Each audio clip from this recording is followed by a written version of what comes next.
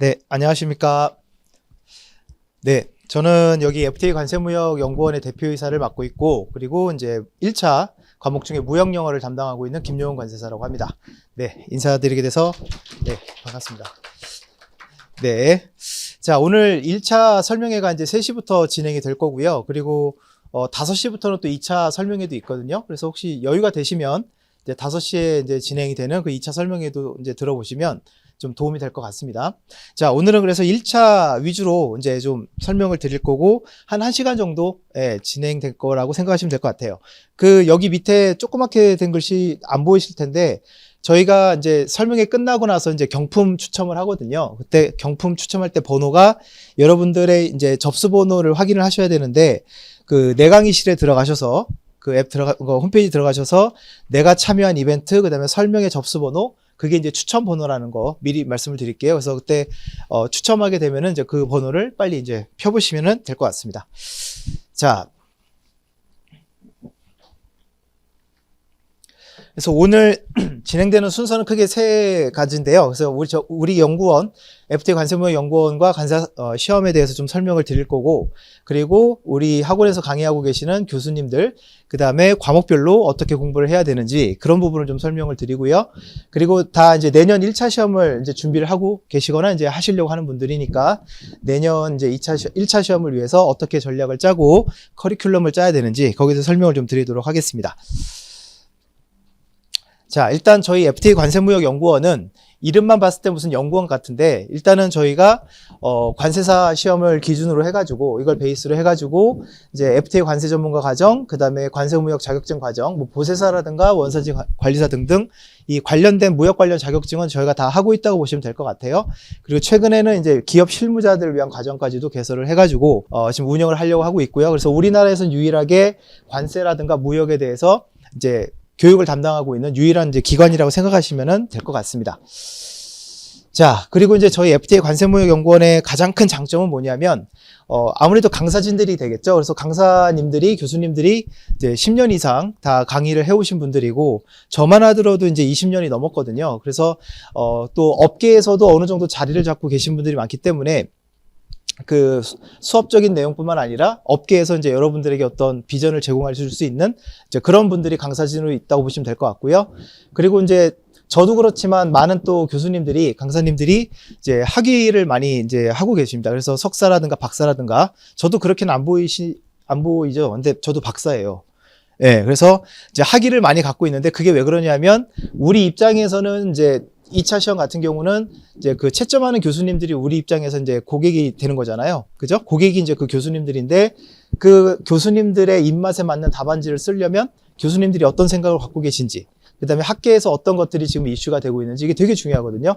그래서 이제 강사님들이 실제로 이제 대학에서 겸임교수로 활동하고 있기도 하고 여러 가지 이제 학회 활동을 하고 있고, 그래서 그렇게 해서 학계와 활발한 교류를 하고 있다. 그렇게 보시면 될 것 같고요.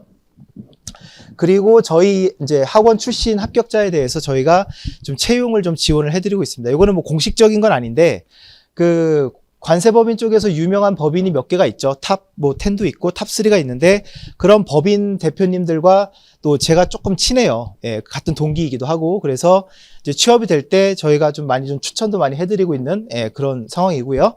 그리고 이제 장학제도도 저희가 많이 운영을 하고 있습니다. 그래서 이런 것들이 이제 저희 FTA 관세무역연구원의 장점이라고 보시면 될 것 같고,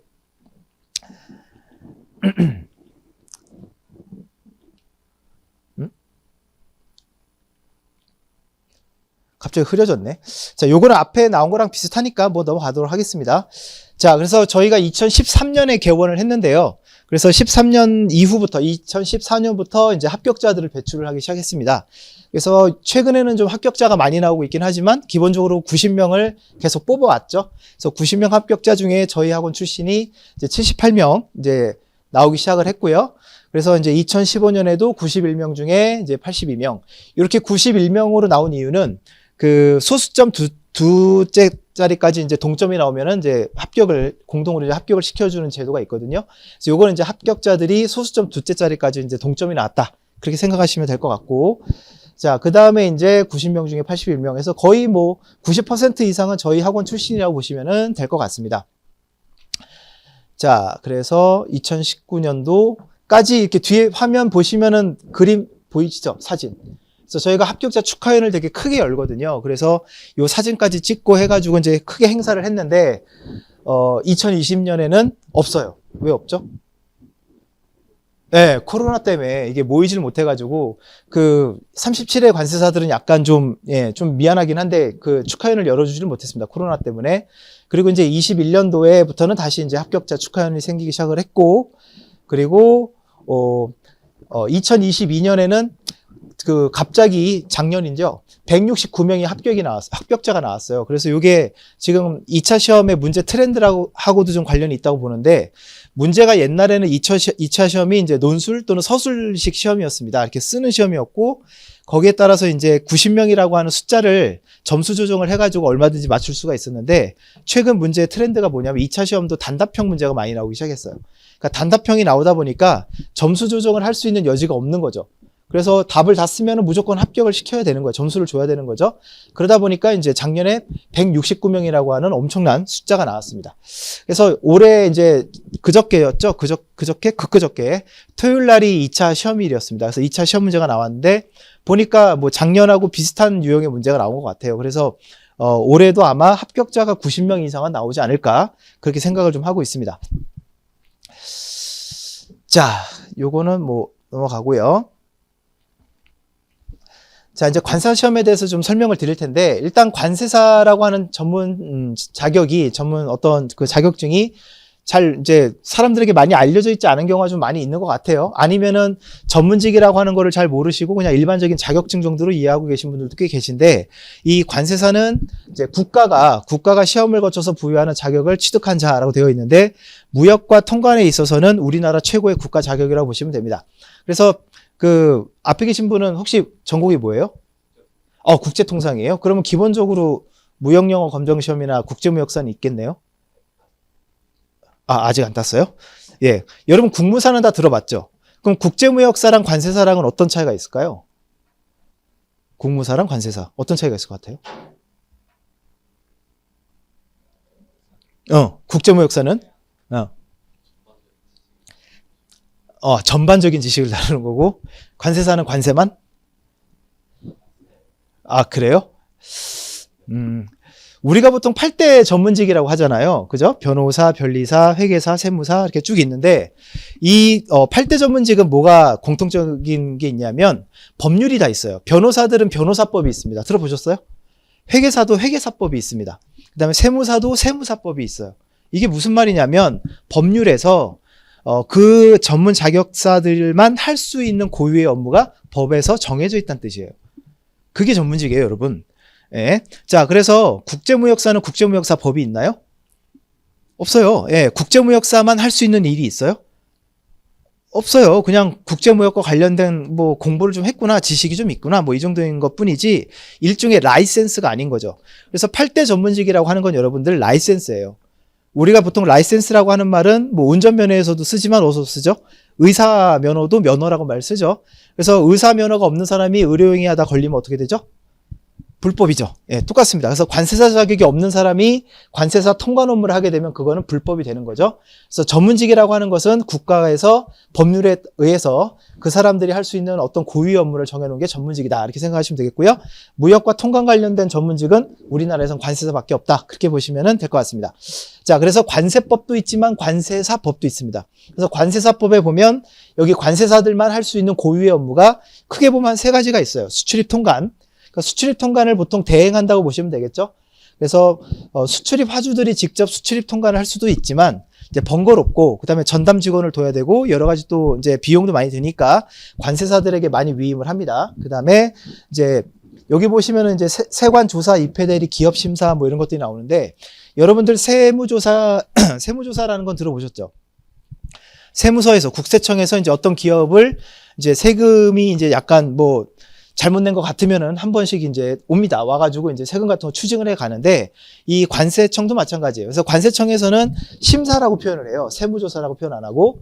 자, 그렇게 되면 이제 관세사가 나서서 기업들을 위해서 어느 정도 이제 디펜스도 해주고 어느 정도 조율을 해가지고 이제 추징되는 세금을 좀 줄여줄 필요가 있겠죠. 그런 일들을 하는 게 또 관세사고요.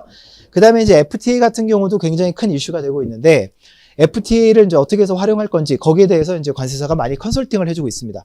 FTA 같은 경우는 많은 분들이 이제 우리 수입 같은 경우만 생각을 많이 하시는데 수입이 아니라 수출이 우리나라는 되게 중요해요. 무슨 말이냐면 이게 메이드 인 코리아로 인정이 돼야 외국에 들어갈 때 어떤 혜택이 있어요?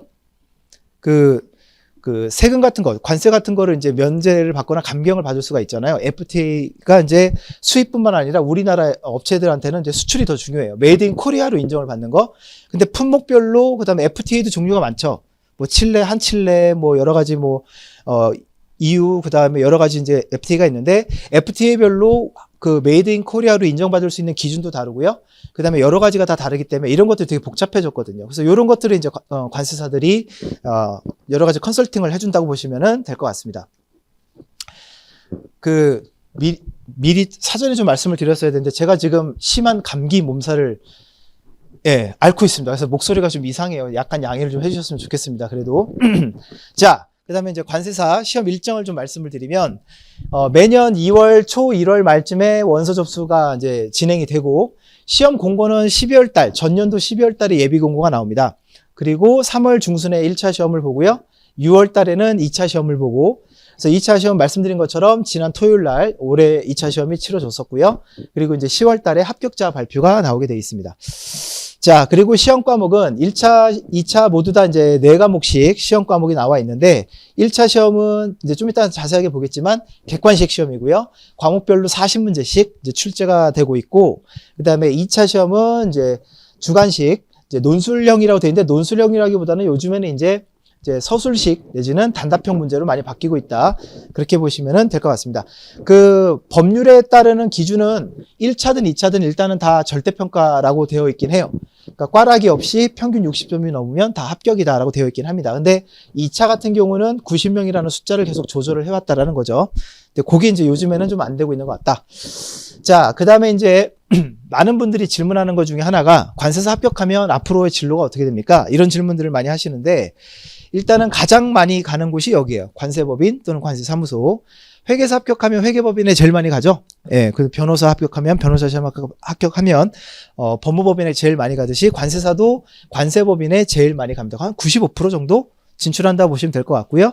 그 다음에 이제 통관취급법인 돼 있는데 통관취급법인은 관세법상 용어고 요거는 이제 밑에 보시면 종합물류기업이라고 돼 있죠. 예, 그래서 이런 종합물류기업 쪽으로도 관세사들의 수요가 있습니다. 그래서 주로 이거는 이제 공항 쪽에서 많이 일을 하게 돼요. 특송업체라든가 이런 쪽에서. 자, 그 다음에 이제 수출입 대기업, 통관부서에서 이제 수요가 좀 있고. 근데 수출입 대기업은 신입관세사보다도 경력직을 많이 이제 요구하기 때문에 어느 정도 관세법인 쪽에서 근무하시다가 이제 거래하고 있던 그 대기업에서 자네 일 되게 잘하는데 우리 회사로 올 생각 없나? 이렇게 스카웃돼서 가는 경우가 좀 많아요. 네. 자, 그 다음에 이제 관세직 공무원으로 가시는 분들도 옛날엔 많았는데 요즘에는 공무원 인기가 많이 떨어졌다면서요. 예, 최근에 저도 노량진 한번 가봤는데 예전에 노량진이 아니더라고요. 사람이 정말 없어졌더라고요. 그래서 관세사 자격이 있으면 공무원 시험 볼 때 가산점 5점이 있습니다. 되게 큰 점수죠. 가산점 5점이면. 자, 그래서 요 관세직 공무원으로 가시는 분들도 있고, 그 다음에 회계법인에서 관세법인을 이제 만들어가지고 관세사를 또 채용하는 경우도 또 많이 있어요. 그래서 회계법인에서 만든 관세법인으로 가든가 아니면 법무법인에서도 관세사를 채용하는 경우가 가끔 있습니다. 가끔. 그래서 법무법인 같은 경우는 일반적인 어떤 진출하는 코스라고 생각하지 마시고요. 기회가 혹시라도 되면 갈 수는 있겠지만 일단 대부분은 관세법인 아니면 회계법인 아니면은 여기 통관취급법인 요 세 군데로 일단은 제일 많이 간다. 그렇게 보시면은 될 것 같습니다.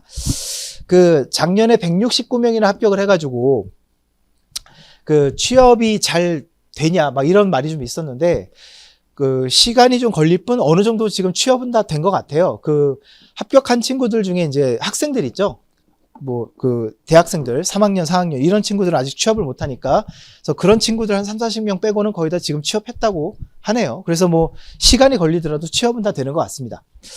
자, 그다음에 앞으로 관세사의 전망이 어떻냐, 뭐 이런 질문도 많이 하시는데, 뭐 AI 때문에 이제 모든 전문직이 없어질 거다 이런 말도 많이 나오잖아요, 사실은.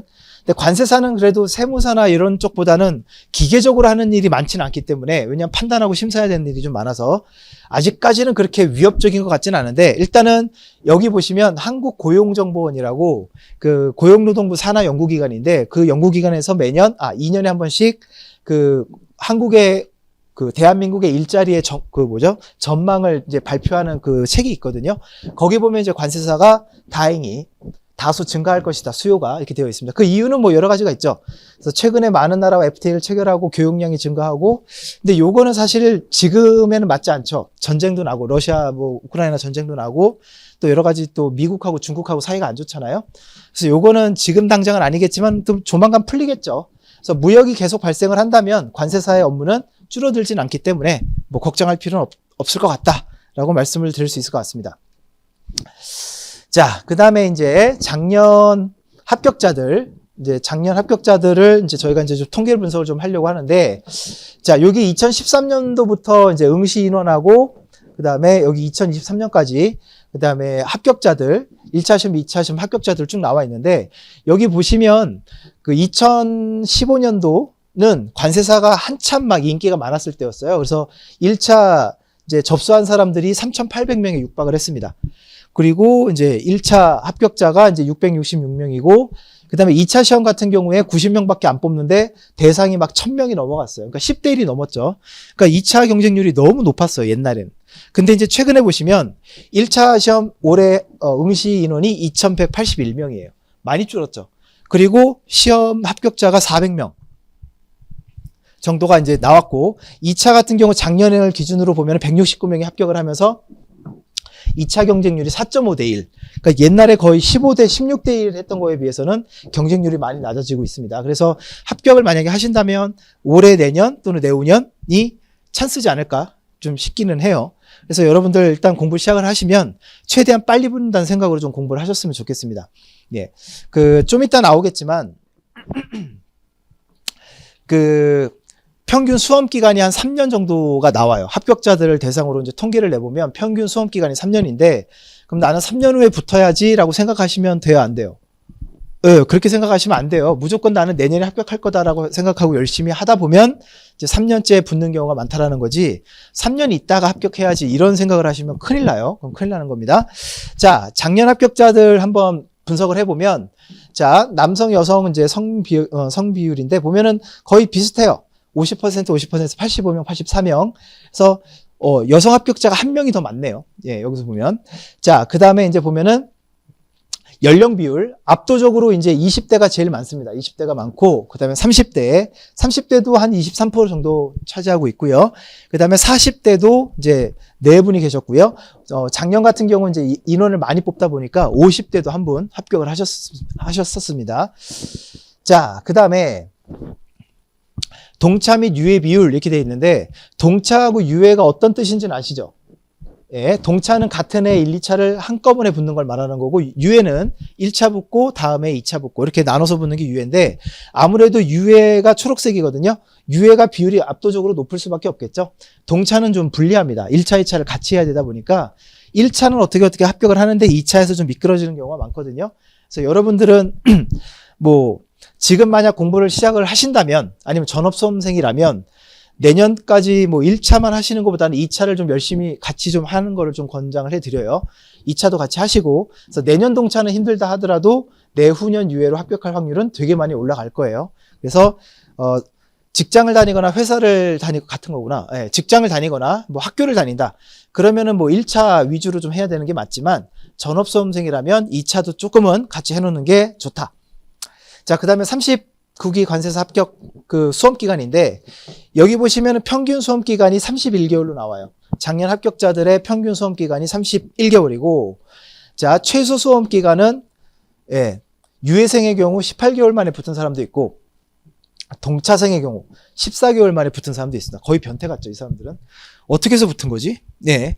자, 그리고 최소 이제 수험 기간은 말씀드렸던 것처럼 14개월이 있는데, 이제 인간 승리 최대 72개월 공부하신 분도 작년에 합격했어요. 그 50대 분. 그러니까 72개월이면 6년이죠. 6년. 만 6년. 그래서 그렇게 해서 공부해서 붙은 사람들도 계십니다. 자, 그래서 보면 수험 기간이 24개월 미만이 이제 25%, 43명이 있고요. 그 다음에 36개월 미만이 46명. 그래서 크게 봤을 때는 3년 이내에 붙는 확률이 제일 높아요. 반 이상이에요. 그래서 여러분들 공부라는 게 그런 게 있어요. 그 어느 정도 기간 안에 합격을 못하면 그 뭐라고 할까, 동력이 떨어진다고 해야 될까? 합격률이 확 떨어집니다. 그래서 회계사 같은 경우는 1차 시험을, 회계사는 1차도 어렵잖아요. 그래서 회계사 같은 경우 3년 안에 1차를 못 붙으면 접어야 된단 말이 있대요. 3년 안에 1차를 못 붙으면 접어라. 근데 관세사는 접는 것까지는 아니지만 3년 안에 붙는 게 굉장히 중요하다. 전체 최종 합격이. 그거를 이제 넘어가 버리면은 아무래도 장수생으로 가면서 합격 확률이 좀 줄어드니까요. 자, 그것도 좀 염두를 해 놓으시고. 자, 그 다음에 동차생 같은 경우는 이제 3동차, 36개월 미만의 동차생들이 가장 많은 비율을 차지하고 있고, 그 다음에 48개월, 60개월 이렇게 쭉 나와 있습니다. 그래서 동차생들은 거의 다 장수생들이 많이 있어요. 네, 그렇게 보시면 되겠고. 자, 그 다음에 합격자들의 이제 과목별 점수인데, 요거는 전체 평균은 낮을 수밖에 없어요. 전체 평균은 낮을 수밖에 없는 게, 그 해 1차를 갓 합격한 친구들이 그냥 구경 삼아 가는 친구들도 많잖아요. 그런 친구들은 거의 백지를 내거든요. 그러다 보니까 전체 평균은 이렇게 낮을 수밖에 없는데, 중요한 건 이제 합격자들의 평균은 다 60점이 넘고 있죠. 그러니까 이렇게 다 평균 60이 넘어가 버리니까 60이 넘어가 버리는 사람들은 다 합격을 시켜줄 수밖에 없었고, 작년에 169명이라는 인원이 나오게 됐다. 그렇게 보시면 되겠습니다. 일단 여러분들은 그 점수보다도 일단은 90명 안에 드는 걸 목표로 하는 게 일단 맞는 것 같아요. 왜냐면 이렇게 뭐 점수를 후하게 주면 90등 안에 들면 당연히 합격을 하는 거고요. 90등에서 이제 커트라인으로 상대평가를 자를 때도 그때는 이거를 점수 조정을 어떻게든 하거든요. 하게 되는데 그때만 하더라도 그렇게 된다 하더라도 내가 90등 안에만 들면 합격을 하는 거기 때문에 이 점수는 크게 의미를 둘 필요는 없다고 봅니다. 왜냐면은 실제로 이제 90명을 뽑게 되면 상대평가로 갈 수가 있게 되니까 그렇고요. 자, 그 다음에 이제 이것도 많이들 물어보시는데 그 출신 학교 대학별 이렇게 쭉 순위가 있어요. 그래서 이거는 매년 좀 바뀌긴 합니다. 그래서 작년 같은 경우는 1등한 학교가 건국대예요. 건국대에서 11명이나 배출을 했고, 건국대 계세요? 건국대? 건국대. 예, 이 전통을 계속 이어나가시기 바랍니다. 네. 자, 그 다음에 중앙대가 8명, 그 다음에 경희대, 동국대, 한국외대가 7명씩. 근데 이 앞에 있는 건대, 중대, 경희대, 동국대, 외대가 전통적으로 관세사 배출을 많이 하는 학교예요. 그래서 매년 이게 왔다 갔다 합니다. 엎치락뒤치락 하는데, 작년에는 건대가 좀 11명으로 많이 좀 배출을 한 것 같습니다. 뭐 이렇게 돼 있습니다. 근데 보면은 되게 다양해요. 밑에 보시면은 메릴랜드 주립대, 벵거대는 어딜까요? 라살대, 푸단대, 이거는 중국 같은데, 칭화대도 있어요. 칭화대. 그 칭화대, 작년에 합격한 친구 중에 칭화대 출신이 있는데, 칭화대 알죠? 중국의 칭화대, 그거 되게 빡센 데잖아요. 그 문과 쪽에서는 북경대고, 이과 쪽에서는 칭화대잖아요. 그래서 그 친구가 한국 사람이에요. 한국 사람인데, 어렸을 때 엄마, 아빠가 이제 일 때문에 중국을 가면서, 이제 거기 이제 전학을 가서 중학교 때부터 중국에서 이제 중국 교육을 받은 건데 그 친구가 칭화대 시험 봐서 들어간 거예요. 근데 그럼 뭐해? 한국에 와서 관사 시험을 보고 있으니. 아무튼 예, 칭화대도 있고. 근데 그 친구 진짜 똑똑하긴 하더라고요. 자, 그렇습니다. 자, 그다음에 작년에 합격자 중에 이제 온오프라인 강의를 어떻게 들었는지 이것도 또 많이들 궁금해 하세요. 자, 보면 이 노란색이 이제 온라인, 100% 온라인만 수강했다라고 하는 친구들이 92명, 64%고, 자, 뭐 100% 오프라인일 수도 있고, 또는 오프라인을 같이 이제 수업을 들었다라고 대답한 친구들이 이제 51명, 36%였는데, 이렇게 놓고 보면은, 온라인 수강만 해도 되게, 인원이 많네? 더 합격률이 높네? 라고 생각을 할 수가 있잖아요. 근데 이제 여기를 한번 보세요. 저희가 이제 전체 작년에 온라인을 이제 판매한 그 판매 개수라고 해야 될까? 자, 이게 이제 분모가 되고 거기서 합격하신 분들이 92명이에요. 그럼 합격률이 몇 프로? 2.5%. 자, 아무래도 오프라인은 숫자가 많지가 않겠죠? 근데 오프라인 와서 수업을 들은 분들이 작년에 489명인데 그 중에 51명. 그럼 요것만 놓고 보면은 합격률이 몇 프로가 돼요? 16%가 돼요. 되게 높은 거죠. 그러니까 이제 절대적인 수치만 놓고 보면 온라인만 수강한 친구들의 합격률이 더 높을 것 같다고 생각이 들고 비중이 높다고 보이지만 이제 오프라인을 수업을 들었던 친구들 중에 합격률을 보면은 훨씬 오프라인이 절대적인 수는 작아도 합격률은 되게 높다라는 얘기죠. 그러니까 이 말은 무슨 말이냐? 오프라인에 다니는 친구들이 더 열심히 하고 좀 더 적극적으로 하고 여러분들이 온라인을 집에서 인강을 들으면 잘 돼요? 어때요? 잘 안 돼요?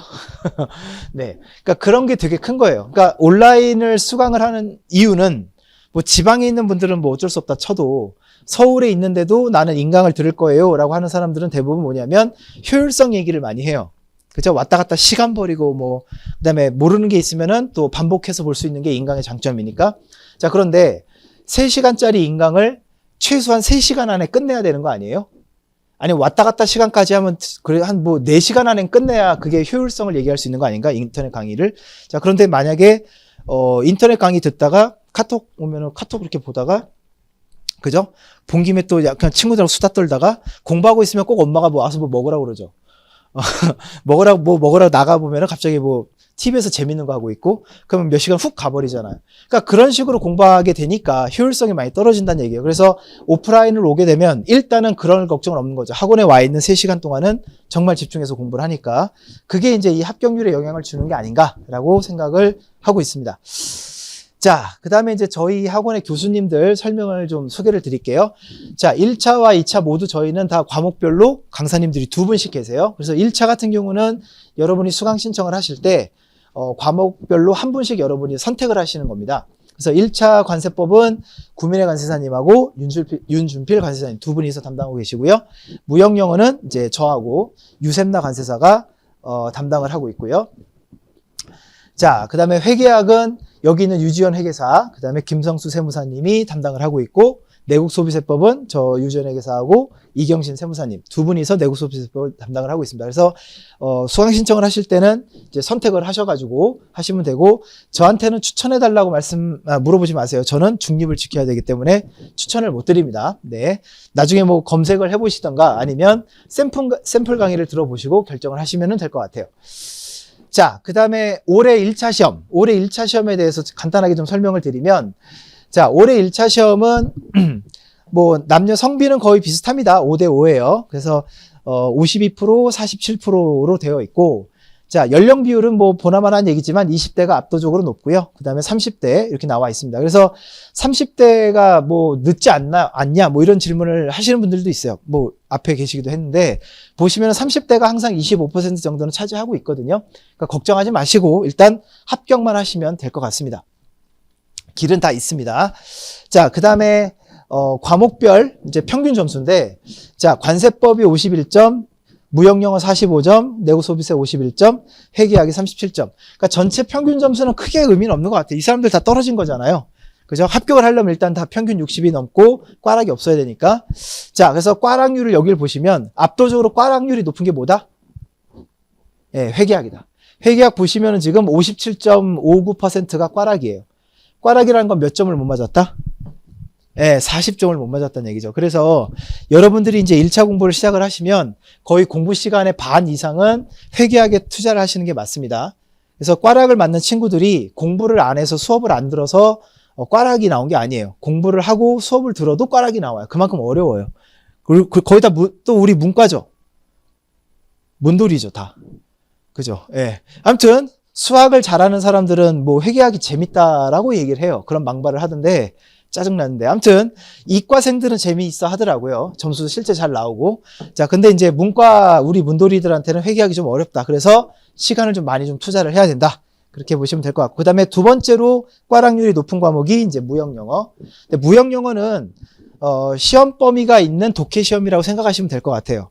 국제협약, 국제규칙에서 많이 나오는데 그 영어를 아무리 못해도 내가 못해도 시험 범위가 정해져 있어요, 여러분들. 그럼 시험 범위를 그냥 외워버리면 돼요. 외우는 사람도 제가 봤어요. 영어를 내가 너무 못해서 그냥 외워버리겠다라고 생각하고 외우신 분들도 계시더라고요. 그래서 무역영어는 시간만 투입하면 꽈락이 나올 확률은 거의 없다. 저는 그렇게 봅니다. 자, 그래서 아까 잠깐 얘기 나왔지만 올해 1차 시험은 2181명이 이제 신청을 했고 시험장에 나타난 거는 1635명. 이게 말이 돼요? 노쇼가 500명이 넘어요. 시험 접수해놓고. 그러니까 이게 별로 시험에 진심이 아니었던 거죠. 학생들이 대부분. 예. 아무튼 그렇고요. 그러니까 저런 분들이 이제 산업인력공단 입장에서는 좋은 고객님들이죠. 응시료만 내놓고 안 나오니까. 아무튼 자, 그래서 합격이 405명, 합격률이 24% 이렇게 돼 있습니다. 자, 여기 보시면 관세법이랑 무역영어가 1교시에 시험을 보거든요. 그래서 1교시에는 1635명이잖아요.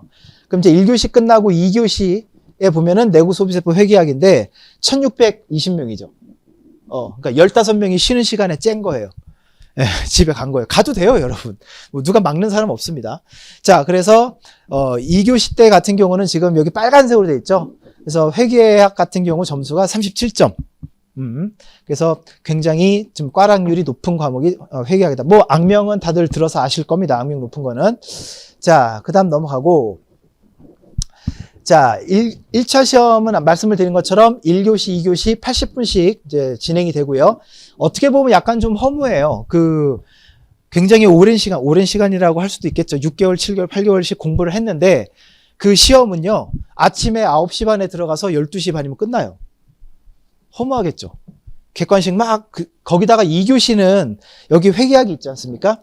그러면 사람마다 정도의 차이가 있을 뿐이지 문제도 읽지 못하고 그냥 답안지에다가 한 번으로 미는 그 문제 수가 10문제에서 많은 사람은 20문제까지 돼요.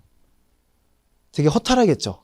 공부를 열심히 한다고 했는데 막상 몇 문제 풀다 보면 시간이 다 된 거예요. 시간이 없어요. 그러면은 뭐 어떻게 계산 문제를 문제를 보면서 찍는 건 말이 안 되니까 그냥 답안지에다가 한 문제를 그냥 밀어버려요. 그렇게 하고 이제 나오는 게 회계학이거든요. 아무튼 그래서 좀 잔인하긴 한데, 자, 일단 1교시에는 관세법하고 무역영어가 이제 시험이 치러지고요. 그래서 관세법이라고 하는 주 과목이 있고요. 보통 우리가 새끼 과목이라고 얘기해요. FTA 특례법이라고 하는 게 한 5에서 7문제 정도가 출제가 되고, 무역영어 같은 경우는 말씀을 드렸다시피 국제협약에서 거의 대다수의 문제가 출제가 됩니다. 그래서 1교시 끝나고 나면 화장실에 딱 가면 화장실이 붐비겠죠. 다들 긴장했으니까. 그러면 사람들이 아직 살아있어요. 야, 관세법 3번 뭐야? 뭐 5번 몇 번이야? 아씨, 나 2번 찍었는데 막 그런 말들이 있잖아요. 막 시끌시끌해요. 그 다음에 이제 2교시를 딱 시험 보잖아요. 그럼 어떨까요? 조용해요. 아무 말도 하지 않아요. 왜냐하면 나는 15문제를 그냥 밀어버렸거든요. 네, 문제도 못 보고. 그러니까 내가 그날 2번으로 밀었냐, 3번으로 밀었냐에 따라서 한두 문제 차이로 합격하고 떨어지는 게 1차 시험이에요. 그러니까 여러분들 회계학 같은 경우에, 그러니까 그 합격 수기를 쓰는 친구들은 자기가 회계학 점수가 되게 높게 나왔으니까 자랑하고 싶어서 합격 수기 쓰는 거거든요. 저 회계학 점수 65점이에요. 뭐 이렇게 쓰는 애들. 짜증나지. 근데 대부분은요, 합격을 평균이 60이 넘었으니까 합격을 했겠지만, 회계학 점수가 42.5, 45, 막 이래요. 그럼 떨어지는 친구들, 꽈락하는 친구들이 회계학 점수가 몇 점일까요? 아까 잠깐 나왔었는데, 이거 보이죠? 몇 점? 37.5. 그럼 몇 문제예요? 한 문제예요. 꼭 떨어지는 친구들, 꽈락나는 친구들이요, 회계학이 37.5로 떨어져요. 여러분은 다 그렇게 생각할 거예요. 설마 나는 아닐 거야 라고 생각할 텐데, 그런 학생들이 정말 많아요. 그러니까 생각을 해봐봐. 37.5면, 그러니까 여러분 40문제니까요, 한 문제가 2.5점이잖아요. 그럼 내가 2번으로 찍었다 쳐요. 2번으로 쫙 밀었어요. 근데 만약에 3번으로 밀었으면 하나 더 맞았을 수도 있는 거잖아요. 그러니까 그런 것 때문에 되게 화가 나가지고 잠을 못 잔다고 그러더라고요. 얼마나 복장 터지겠어요. 한 문제 차로 떨어지면. 자, 그렇습니다. 그래서 저는 지금도 의문이 들어요. 누가 회계학을 관세사 시험 과목에 넣는지. 회계학이 관세사 시험에 들어온 지 얼마 안 됐어요. 옛날엔 회계학이 없었거든요. 근데 요즘에는 회계학이 들어와가지고 1차도 되게 어려워졌습니다. 자, 그 다음에 이제 2교시에는 부가가치세법, 그 다음에 개소세, 주세 이렇게 돼 있는데, 많은 분들은, 일반적인 분들은 수입되는 화물에 관세만 부과된다고 생각을 해요. 근데 그게 아니라 관세도 부과되지만 모두 부과가 되죠. 모든 거래에는 부가가치세가 부과가 돼야 되고, 개별 소비세라고 하는 거죠. 개소세는. 어떤 거예요, 이거는? 혹시 아는 사람? 옛날에는 특별 소비세라고 그랬어요. 특소세. 그래서 사치품, 고가 물품, 거기에다가 이제 붙는 세금이 개소세고, 그 다음에 주세는 다 아시죠? 네, 술. 그래서 이런 것들이 관세, 수입 물품에도 이제 과세가 되다 보니까 관세가 시험 과목에 이제 들어있고요. 자, 회계 같은 경우는 재무회계가 30문제, 원가회계가 10문제예요. 근데 많은 분들이 이제 재무회계가 많은 비중을 차지하니까 재무회계를 되게 열심히 많이 하려고 해요. 그리고 원가는 그냥 제끼자, 버리자. 뭐 이렇게 얘기하는 분들도 꽤 있는데, 근데 여러분 한번 그거를 한번 생각을 해보세요. 우리가 똑같이 10점을 올릴 건데, 내가 지금 50점을 맞고 있는데, 이거를 재무회계에서 10점을 더 올리는 게 쉬울까요? 아니면 제로 베이스에서 10점을 더 올리는 게 쉬울까요? 무슨 말이냐면 이게 재무회계예요. 재무회계고 얘가 원가회계예요. 원가회계를 제낀다라고 하는 거는 그냥 재무회계인데 50점만 맞아도 땡큐긴 하지만 예를 들어서 내가 재무회계를 10점을 더 높여야 돼요. 60점은 맞아야 될 것 같아요. 그러면 기존의 50점에서 10점을 더 올리는 게 쉬울까요? 빵점에서 10점 더 올리는 게 더 쉬울까요? 이게 훨씬 쉽지 않나? 이해됐죠? 무슨 말인가? 똑같아요. 재무회계 10점이나 원가회계 10점 다 똑같은 10점이라고. 그러니까 원가회계를 제낀다는 말은 하지 마시라. 예, 제끼지 마세요. 이게 훨씬 더 쉬워요. 제로 베이스에서 점수를 취득하는 게 더 쉽습니다. 자, 그 다음에 과목별 고수진 소개. 이거는 나왔던 게 또 나왔네. 예, 요건 나왔던 거니까 넘어가고요. 자, 요거는 이제 관세법 이제 과목 그 1차 시험 과목에 대한 설명인데 뭐 대략적으로 다 말씀을 드렸던 것들이니까 넘어갈게요. 그래서 1차 관세법 같은 경우는 여러분들 이제 2차하고도 이제 직결되니까요. 그래서 1차 때 좀 베이스를 잘 깔아 놓으셔야 2차에서도 공부가 좀 수월하게 이제 진행이 될 거라고 보고, 자, 그다음에 이제 무역 영어는 말씀을 드린 것처럼 국제 협약에서 주로 나온다. 국제 규칙에서. 그래서 그거는 말씀을 드렸고, 내국 소비세법도 뭐 크게 어려운 과목은 아닙니다. 얘는 양이 그렇게 많지가 않아요. 예, 시험 범위가 그렇게 많지가 않아서 어느 정도 공부만 하면은 안정적인 점수는 받을 수가 있는 과목이 내국 소비세법이라고 생각이 되고요. 1차에서는 무조건 회계학이 되게 중요하다라고 이제 여러 번 강조를 드립니다. 그래서 여기 보시면은 2교시에 80분 중에 회계학에 50분을 할애해야 한다 이렇게 나와 있죠.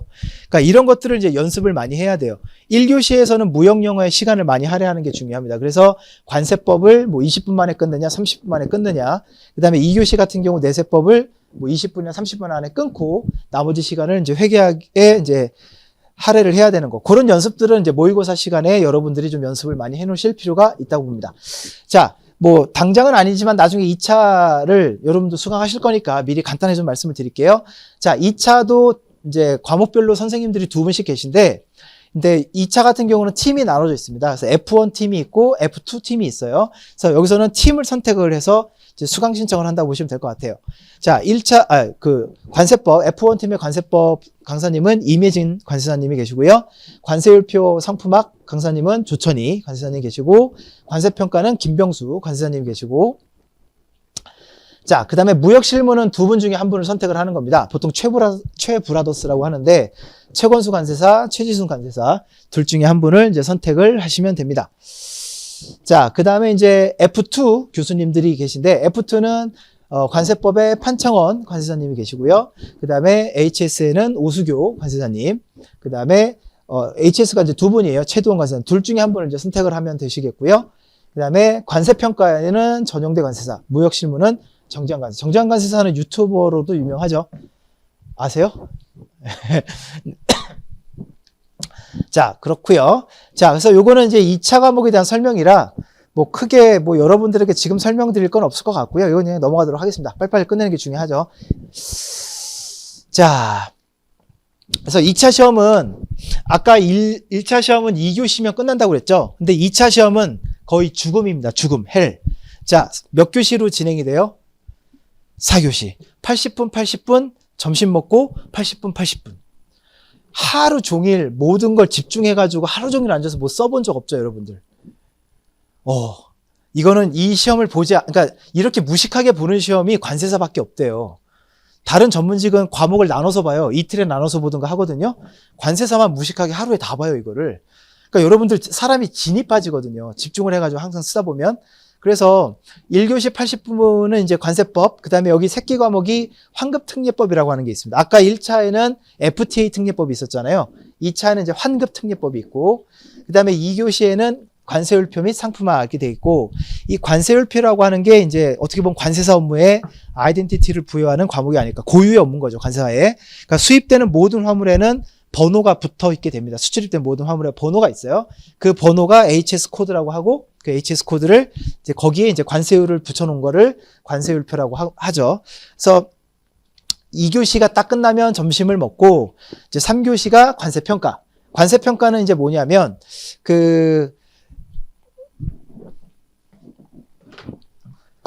관세는 여러분, 수입 가격 곱하기 세율이에요. 그러면 이제 세액이 나오겠죠? 그러면 이제 세율은 이거는 법률에 의해서 정하게 돼 있기 때문에 이미 다 공표가 돼 있기 때문에 얘는 사실 뭐 건드릴 게 없어요. 자, 문제가 되는 건 뭐예요? 이 수입 가격인 거죠. 자, 수입 가격을 수입업자가 신고를 한단 말이에요. 우리나라는 이제 수입을 이제 신고해가지고 자기가 이제 자진 납부하는 방식을 채택을 하고 있는데, 보통 수입 가격을 낮게 할까요? 높게 할까요? 보통 수입 신고하는 분들이 세금을 낮추고 싶어 하지 않을까? 그러니까 수입 가격을 어떻게 해요? 낮게 해요. 그러면은 세관에서는 이거 좀 이상한데? 야, 너 이 가격이 맞아? 그랬더니 저쪽에서 하는 말이, 그 판매처가 우리 외삼촌이에요. 가족 DC 받았어요. 무슨 말인지 알죠? 뭐 이런 특수관계가 있다. 어쩌다 하면서 가격을 자기들은 싸게 수입하는 방법이 있다는 거예요. 그럼 이 가격을 인정을 해줄 거냐라는 거지. 무슨 말인지 이해됐죠? 이런 문제가 바로 관세평가를 다루는 부분이라 보시면 될 것 같습니다. 어떻게 보면 되게 재밌어요.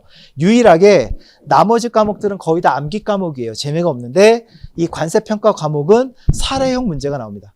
실제 사례를 주고 여기서 이제 가산요소 또는 공제요소를 판단을 해서 수익 과세 가격을 산출해내라. 그런 이제 계산 문제가 나와서 여기에 또 빠지는 분들은 또 되게 재밌어 하더라고요. 자, 그 다음에 이제 4교시가 무역실무. 무역실무만 있는 게 아니라 대외무역법, 외국환거래법, 새끼 과목이 여기 4교시에 또 포함이 되어 있습니다. 자, 그래서 2차 시험을 한번 보고 나면 거의 진이 빠진다고 보시면 돼요. 그 사람이 글씨를 쓸 때 보면 처음에는 이제 힘 빼고 이렇게 쓰겠죠. 근데 점점점 체력이 떨어지면서 어디에 힘이 들어갈까요? 글씨 쓸 때. 처음에는 그냥 이렇게 쓰다가 나중에는 팔뚝에 힘이 들어가다 나중에는 이 손가락에 힘이 들어가요. 그러니까 손가락이 너무 아파요. 4교시 쓸 때쯤 되면요. 손가락이 너무 아파요. 근데도, 그러니까 이게 되게 중요한 시험이지만, 손가락이 너무 아프다. 그냥 그만 쓰고 집에 갈까? 막 이런 생각도 전 들었었던 것 같아요. 그러니까 진짜 힘들다라는 거죠. 그 옛날 얘기긴 하지만 저는 99년도 시험을 봤거든요. 근데 99년도 그때는 학교에 에어컨이 없던 시절이에요. 에어컨이 없었어요. 그러니까 6월 달에 시험을 보니까 덥잖아요. 더우니까 언제 어떻게 돼서 쓰다 보면 팔뚝에 약간 땀이 배니까 종이도 이렇게 종이가 따라 붙어 올라오고 종이가 젖으니까 찢어지기도 하고. 무슨 이해됐죠? 이해되시죠? 그러니까 에어컨도 없으니까 진이 계속 빠지는 거예요. 땀도 식은땀 계속 나고. 그러다 보니까 집에 가고 싶다는 생각을 4교시 때 했는데 어떻게든 버텨야죠 뭐. 아무튼 그래서 시험을 봤던 기억이 납니다. 그래서 요거는 관세사 회 쪽에서도 시험 약간 운영에 대해서 개선을 하자는 그런 의견이 좀 있는 것 같아요. 하루 만에 보는 건 너무 가혹하다. 너무 빡세다. 자, 요게 이제 답안지인데, 요걸 제가 간단히 2차 답안지거든요. 그래서 보시면은, 여기 보시면은 22줄 16페이지라고 되어 있죠. 한 과목당 이제 요런, 답안지가 하나씩 주어지게 될 거예요. 보면은 연습지라는 게 있고, 연습지라는 게 이제 뭐냐면 목차를 미리 좀 적어 놓으란 뜻이에요. 목차. 왜냐면, 답안지를 쓸 때 그냥 무작정 시작을 하면 안 되고 목차를 먼저 잡아놓고 나서 그 다음부터 이제 글을 써야 되니까. 그래서 연습지라는 게 꽤 많이 주어집니다. 그리고 이제 여기 있는 이제 실제 이제 답안지를 쓰는 요 란이 이제 22줄이 돼 있고 요 페이지가 몇 페이지? 네, 16페이지. 꽤 많아요. 여러분들 중간 기말고사 볼 때 요 좀 큰 종이죠? 그 앞뒤로 이렇게 나오잖아요. 그거 다 채우시나요, 꽉? 근데 그거 한 60분 동안 해도 허덕허덕 되지 않나? 근데 80분 동안 이거를 거의 관세사는 다 채워요. 어떤 애들은 2권씩 쓰는 친구들도 있어요. 예. 근데 그거는 공부를 한 2, 3년 하잖아요. 건드리기만 하면 그냥 절절절절 나오거든요. 그래서 그거는 크게 여러분들 걱정하지 않으셔도 됩니다. 공부를 어느 정도 하게 되면 답안지 채우는 건 일도 아니에요. 자, 이제 앞으로 어떤 식으로 공부를 해야 되는지 그 부분을 좀 설명을 드리도록 하겠습니다. 지금 1차 얘기를 할 건데, 자, 1차 같은 경우 요거 이제 오프라인 기준으로 개설되는 어떤 과정이라고 보시면 돼요. 자, 5월, 6월 달에 기본 이론 개설이 됐고, 그 다음에 7, 8월에도 이제 기본 이론이 개설이 될 거예요. 자, 그 다음에 이제 9월, 10월에는 플러스 특강이 개설이 됩니다. 기본 이론은 없고요. 그러니까 플러스 특강은 그 심화 과정이라고 생각하시면 될 것 같아요. 심화 과정. 자, 그 다음에 이제 11월, 12월에는 기본 이론도 개설되긴 하지만 뭐 중요한 거는 요거죠. 문제풀이. 그러니까 여러분들은 지금 공부를 시작하신다면 기본 이론, 이제 7, 8월 달 수강을 하시고, 플러스 특강 수강을 하시고, 그 다음에 11월, 12월에는 문제풀이 수강을 하시고, 자, 1, 2월 달에는 이제 딴 거 없고요. 여기 보시면은 이제 OX 특강이라는 게 개설이 됩니다. 그 다음에 여기에 이제 없지만 그 관세법이나 이런 세법들이 연말에 개정이 돼요. 12월 연말에. 그러면 이제 만약에 관세법이나 이런 게 많이 개정이 됐다. 그러면 연초에 아마 세법 개정 특강을 아마 많이 하게 될 거예요. 그래서 그런 과정들을 1, 2월 달에 들으시면 되고, 모의고사 이제 문제풀이 모의고사 과정이에요. 요게 이제 2월, 3월에 걸쳐서 진행된다고 보시면 될 것 같습니다. 그래서 1차만 하더라도 이제 앞으로 강의를 쭉 듣다 보면 뭐 꽉 차 있죠, 이미 일정은. 근데 만약에 여러분이 전업수험생이다. 그러면 1차만 하기에는 아무래도 좀 시간이 조금 여유가 있을 거예요. 그러니까 여러분들은 2차를, 이 플러스 특강 같은 경우는 2달 과정으로 돼 있지만, 기본 이론의 강좌 수의 반밖에 안 돼요. 플러스 특강은. 강좌 수가 많지가 않거든요. 그래서 요때 플러스 특강을 들으면서 2차 뭐 전 과목은 좀 힘들면 관세법이라든가 무역 실무 정도는 2차 기본 이론을 같이 좀 겸해서 요때 공부할 거를 강력하게 좀 추천을 드립니다. 오케이? 네. 그렇게 좀 공부하시면 될 것 같아요. 그리고 여기 보면 온라인 단기 합격반이 있는데, 요거는 1월 달에 이제 공부를 시작을 하는 친구들을 위한 과정이에요. 그래서 이거는 지금 공부 시작하신 분들이 온라인 단기 합격반을 굳이 수강하실 필요는 없고요. 여러분들은 이 과정에 따라서 이제 공부를 쭉 해나가시면 될 것 같습니다. 자, 그리고 이제 9월, 10월에는 원가관리 회계가 개설이 될 거니까 이것도 다 챙겨 들으셔야 되고요. 자, 됐습니다. 그리고 이제 고시 공부는 철저하게 좀 계획을 잘 수립하셔갖고 하는 게 되게 중요해요. 일단은 최종 목표, 예를 들어 내년에 2024년 3월에 1차 합격, 뭐 아니면은 동차 합격. 자, 이런 식으로 최종 목표를 삼게 되면, 자, 단계별 목표라는 걸 또 세워놔야 돼요. 단계별이라는 건 뭐냐? 월별, 주기별 학습 진도를 설정한다 돼 있습니다. 요거는 아까 말씀드렸던 요거를 보시면 돼요. 7, 8월 달. 나는 기본 이론을 하겠다. 9, 10월 달 플러스 특강을 다 완강하겠다. 요게 이제 주기별 목표라고 보시면 돼요. 이해되셨죠? 자, 그러면 그 주기별 목표를 달성하기 위해서 이제 세부 일정을 잡아놔야 되겠죠? 그래서 주간, 일간, 과목별 진도를 다 설정을 해놔야 됩니다. 그래서 학교처럼 여러분들 그 시간표, 월화수목금토일 시간표를 다 짜놓고요. 아침에 일어나서 오늘은 무슨 과목을 공부해야 되지? 이렇게 고민하시면 안 돼요. 다 정해져 있어야 됩니다. 그래서 그 일주일 시간표를 먼저 정해놓고 2달 동안에 내가 만약에 그 기본 이론을 다 완강하기로 했다면 그 전체 강좌 수는 홈페이지에 들어가면 다 나와 있잖아요. 그러면은 하루에 내가 몇 강씩 들어야 완강이 2달 안에 될지가 다 계산이 나오겠죠. n분의 1 하면. 그렇게 단순하게 계획을 세워놓고 무조건 그걸 다 끝내놓고 이제 잔다. 나는 그렇게 다 끝내고 잔다 생각하시고 공부를 하시는 게 맞아요. 그래서 여러분들 공부를 막 하시면 안 되고 일단은 요 진도를 다 짜가지고 계획대로 완수를 해 나가시는 게 앞으로 되게 중요하고 이 습관은 나중에 2차에 가서 더 중요하게 됩니다. 2차 때 정말 중요합니다. 그래서 요거는 꼭 좀 하셨으면 좋겠어요. 그래서 만약에 이게 좀 계획 세우는 게 쉽지 않으면 선생님들한테, 강사님들한테 상담을 좀 요청을 하셔도 도움을 많이 드릴 수 있을 것 같아요. 자, 그래서 요거는 이제 전반적으로 앞으로 이제 공부 과정인데요. 일단은 12월까지는 이론 완성 단계라고 크게 보면 늦어도 뭐 12월까지는 이론을 다 완성시켜 놓는다고 보시면 될 것 같고 최소 2회독 문제풀이 하기 전까지 최소 2회독을 하시고 자 그다음에 1월부터 2월은 문제 유형 적응 단계 여러분들 객관식은 아무래도 기출문제 많이 풀어보는 게 되게 중요하다는 거 알고 계시죠? 그래서 문제풀이는 무조건 들으셔야 돼요. 문제풀이랑 모의고사 둘 중에 하나를 선택하라고 그러면 뭘 들어야 될까요? 문제풀이, 모의고사. 문제풀이에요. 문제풀이. 앞에서 다뤄졌던 게 다시 나올 확률이 똑같진 않아도 나왔던 부분에서 다시 나올 확률이 70%고요. 앞에서 나오지 않았던 게 새로운 게 나오는 게 30%거든요. 그럼 어떤 것부터 잡아야 될까요? 70%부터 잡아야 되는 게 맞죠? 그래서 무조건 문제풀이를 먼저 꼭 들어보시는 게 되게 중요합니다. 자, 그 다음에 마지막으로 모의고사. 모의고사 때는 아까 말씀드린 그 연습을 하시는 거예요. 개인적으로 이제 시간의 어떤 체감, 80분이 아마 되게 짧다고 느껴지실 거예요, 아마도. 그래서 관세법을 20분 안에 끊어보기, 30분 안에 끊어보기. 그런 것들을 연습하는 게 모의고사 과정이라고 보시면 될 것 같습니다. 자, 됐어요. 자, 그 다음에 39기 합격자가 말하는 합격 노하우 이렇게 돼 있는데, 뭐, 가장 많은, 압도적으로 이제 많은 61%, 109명이 암기가 제일 중요하다. 예, 그렇게 얘기를 하셨어요. 그래서 암기를 하는 게 되게 중요하긴 한데 2차 시험도 이제 단답형 문제가 많아지기 시작하니까. 근데 암기라고 하는 게 방법이 크게 보면 두 가지가 있거든요. 그 시간을 내서 그냥 빡 외우는 방법이 있고, 아니면 자주 내가 노출을 시켜갖고 그냥 이렇게 스며들게, 그죠? 그렇게 외우는 방법이 있는데 어느 게 더 오래 갈 것 같아요, 여러분들? 네, 자주 접하는 게 아마 오래 갈 것 같지 않아요? 근데 많은 사람들이 이 관사 공부를 시작을 할 때 고시 공부를 다 안 해봤잖아요. 근데 고시 공부는 여러분들 되게 아이러니한 게 뭐냐면, 의욕이 앞서고 뭐 다 알겠는데, 덤비면 안 돼요. 의욕이 넘쳐서 막 덤비면 안 돼요. 큰일 나요. 왜냐하면 그 책도 굉장히 두꺼워요. 양도 되게 두껍고 많고, 내용도 쉽지가 않거든요. 근데 그거를 내가 다 한꺼번에 다 소화하고 다 외우고 다 정리하겠다 마음 먹고 덤비는 순간 어떻게 될까요? 사람이 이길 수 있을까 없을까? 책한테 져요. 이길 수가 없어요. 그래서 처음부터 덤비지 말고 좀 천천히 이렇게 나가면 되는데, 의욕이 앞서다 보니까 너무 뭐 급하게 덤비다 보니까 나중에 이제 지쳐버리는 거죠.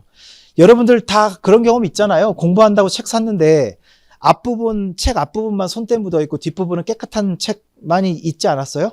그게 왜 그랬냐면 책을 요리하는 방법을 잘 몰라서 그런 거예요. 그러니까 처음부터 덤비면 그런 일이 생겨요. 자, 그래서 그 암기를 하더라도 처음부터 완벽하게 외운다고 생각하지 마시고 한 10번을 본다고 생각해 봅시다. 책을 10번 본다 쳐봐요. 그럼 10번 보면 대충 외우시지 않겠어요? 10번을 봤는데 안 외워지면 문제가 있는 거죠. 우리 엄마는 나 똑똑하다고 그랬는데 그게 엄마가 뻥친 걸 수도 있어요. 그죠? 10번을 봤는데 안 외워진다. 그거는 말이 안 되는 거고. 근데 10번을 안 봤어요. 못 봐놓고 왜 안 외워질까 고민하는 게 문제가 있는 거지. 10번을 보면 돼요, 책을. 그래서 고시 공부는 그래요. 똑같은 책을 10번, 20번, 2차는 거의 100번도 돌려봐요. 100번을 돌려봐야 툭 치면은 자자자작 쓸 수 있게끔 나오는 거거든요. 그래서 암기를 할 때에는 무조건 덤비지 말고 좀 차근차근 하는 게 되게 중요하다.